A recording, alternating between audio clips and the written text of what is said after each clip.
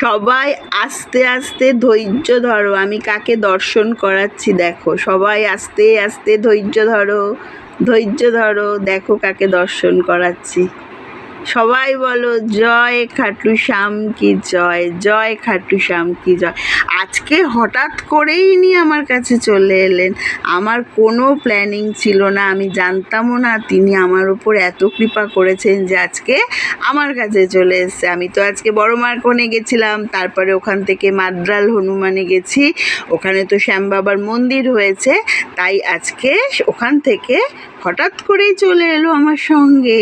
আর একদম ওখানে শ্যাম বাবার মন্দিরে ওনাকে আসনে বসিয়ে পুজো করিয়ে নিয়ে আসা হয়েছে। তোমরা সবাই দর্শন করো আর জয় বলো, খাটু শ্যাম কি জয়। আর জানো তো খাটু শ্যাম সম্বন্ধে তোমরা কম বেশি এখন সবাই জেনে গেছো।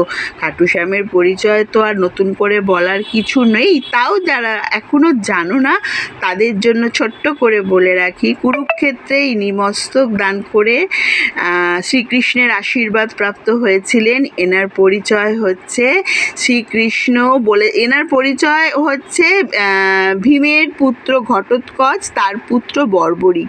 বর্বরিকের আসল মানে খাটু শ্যামের আসল নাম বর্বরিক, আর শ্রীকৃষ্ণ তার নামে তাকে নামকরণ করেছিলেন, বলেছিল তোমার নাম হবে শ্যাম। আর যেহেতু খাটু সে জায়গাটার নাম ছিল, সেই জন্য খাটু শ্যাম বলে উনি প্রসিদ্ধ। এবার বলেছিল যে আমার দরজা থেকে কেউ ফিরে গেলেও খাটু শ্যাম তোমার দরজা থেকে কেউ ফিরে যাবে না, তুমি সবাইকেই কৃপা করবে, এই আশীর্বাদ শ্রীকৃষ্ণ তাকে করেছিলেন। তাই সবাই বলো খাটু শ্যামের জয়, খাটু শ্যামের জয়, খাটু শ্যামের জয়।